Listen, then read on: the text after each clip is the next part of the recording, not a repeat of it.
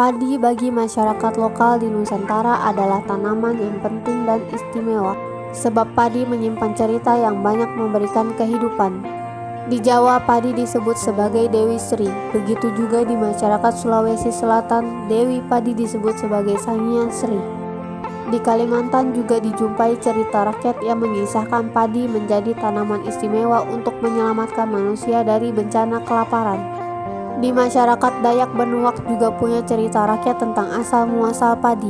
Berikut cerita rakyat masyarakat Dayak Benuak Tonyoy yang dituturkan oleh Kepala Adat Benung dan dituliskan oleh Rudi Haryowijono AMZ. Tatkala kisah ini bermula, Kilip Taman Tauk Umak Doyay Lekan Panai sedang turun ke bumi. Ia singgah di Tanjung Lahung Jawak Solai. Uwen toneng ngokoi owoy mempen paling kutak kedik untuk berjumpa dengan Amak Aji, tetua adat di Tanjung Lahung, dan menyaksikan kehidupan manusia dalam keadaan kelaparan karena persediaan padi sudah mulai habis. Kilip iba hati, ia berjanji mencari bantuan, walau sebenarnya ia tidak tahu bagaimana caranya membantu manusia yang kelaparan. Lalu Kilip berjalan menuju Danau Riong Olo mencari ilham seraya memancing ikan. Tiba-tiba ia mendengar suara gemerisik di pohon beringin. "Anakku, jangan kalian ribut. Tidak tahukah kalian manusia akan mati kelaparan?"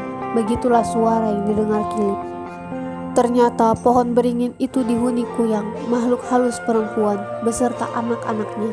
Seketika itu Kilip bangkit dan mencabut bulu mewer Olo sejenis mandau. Lalu diancamnya Kuyang, "Kalau kau tidak memberitahu bagaimana agar manusia tidak mati kelaparan, akan kutebang pohon ini." Maka ketakutanlah Kuyang. Lalu Kuyang memberi petunjuk agar Kilip menemui Tamporo Nondo Embo Lalung Aning Singkor Olo. Kilip diharuskan membawa antang serta 7 bambu tanpa ruas yang ditaruh di kerereng usang tempelak nahak kotak tempat menyimpan tulang belulang manusia yang berukir dan bertiang. Seketika itu pula Kilip menemui Tamporo Nondo Embo untuk mengantar sesaji. Sejurus kemudian ia mendengar suara gaib. "Aku tahu maksudmu, untuk menolong manusia agar memperoleh padi. Datang saja ke Beritun Taun di bawah langit. Di sana tinggal Luing Ayang anak Beritun Taun. Uruslah segala sesuatu dengan mereka." Tanpa pikir panjang, Kilip pergi ke bawah langit. Setelah keduanya berunding, terjadilah kata sepakat. Beritun Taun akan membagikan padi miliknya kepada manusia dengan syarat menukar padi dengan barang-barang seperti antang, gong, piring, tempayan, dan lain sebagainya.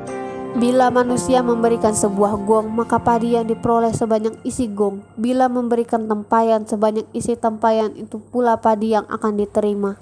Maka tukar-menukar dilakukan dan dalam sekejap Beritun Taun menjadi kaya raya, sehingga manusia memberinya gelar Song Tatau atau lelaki tua kaya raya. Hingga suatu saat, Amak Aji serta warga Tanjung Lahung Jawak Solai, Uwen toneng ngokoi owoy mempen paling kutak kedik kehabisan barang-barang dan harta benda.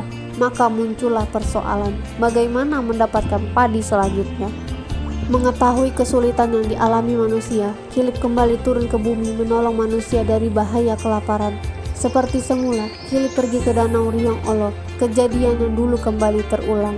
Setelah diancam, Kuyang memberi petunjuk hanya Kilip yang dapat menolong manusia dari bahaya kelaparan. Maka Kilip disuruh pergi ke kereng usang tempelak nahang. Sesampai di tempat yang dituju, Kilip mendengar suara gaib. Jalan satu-satunya mengatasi kelaparan yang menimpa manusia adalah segera menebang, membakar, dan membersihkan tanah di Lingau. Lingau adalah merupakan suatu tempat yang kondisi tanahnya amat subur. Suara gaib itu menyuruh Kilip mengundang Algojo kejam bernama Song Peteh Tamen Jue Tokah Temen Tohong turun ke bumi. Dewa Algojo itu diharuskan menunggu tanah ladang yang sudah selesai dikerjakan. Pada saat menunggu, ia harus bersembunyi di bawah daun samber. Kemudian Kilip disuruh membawa Luing Ayang turun ke bumi. Nanti bila Luing Ayang tiba di Lingau, Peteh Tamen Jue harus membunuhnya dan darah Luing Ayang akan berubah menjadi padi. Seusai mendapat petunjuk dari suara gaib, Kilip pergi ke Tanjung Lahung Jawak Solai, Uwen toneng ngokoi owoy mempen palik kutak kedik. Disuruhnya manusia membersihkan tanah di Lingau. Sesudah itu Kilip pergi ke bawah langit. Saat tiba di langit simpang 8 ditemuinya Peteh temen Jueh, Tokah temen Tohong, dan disuruhnya ia turun ke Lingau. Lalu Kilip menemui Beritun Taun dan memberi kabar bahwa manusia di Lingau akan mengadakan upacara penghormatan untuk Luing Ayang. Maka Kilip minta izin agar diperbolehkan membawa Luing Ayang turun ke bumi. Beritun Taun dan Liang Serunai istrinya tidak keberatan, demikian juga Luing Ayang. Tak kala Luing Ayang bersiap turun ke bumi, ia terkejut mendengar ayah dan ibunya bersin beberapa kali. Penuh rasa cemas terhadap firasat itu, Luing Ayang ragu turun ke bumi. Lalu Kilip membujuk untuk segera berangkat. Sesampai mereka di luar pintu, bersin pula beberapa ekor anjing dan kucing. Maka bertambah yakinlah Luing Ayang bahwa dirinya akan ditimpa bahaya. Terlebih lagi sesampai mereka di luar, tiba-tiba hujan turun. Namun karena Kilip menjamin keselamatannya, berangkat jualah Luing Ayang turun ke bumi. Mereka turun ke bumi mengendarai langkar bulau atau semacam perahu besar. Tak berapa lama mereka tiba di Lingau. Gegap gempita manusia menyambut kedatangan Luing Ayang penuh hormat. Lalu atas anjuran Kilip, Luing Ayang dipersilahkan beristirahat di pondok yang tersedia di tengah ladang. Namun saat ia duduk melepaskan lelah, bangkitlah Peteh temen Jueh, Tokah temen Tohong dari persembunyiannya dan menghentakkan mandau ke tubuh Luing Ayang. Seketika itu Luing Ayang menjerit seraya berkata, "Camkanlah wahai manusia, sebelum berangkat telah kujumpai firasat yang menyatakan aku akan mendapat mara bahaya. Inilah pelajaran bagimu agar kamu selalu memperhatikan semua firasat alam." Darah Luing Ayang berhamburan membasahi tanah ladang, aneka macam warnanya.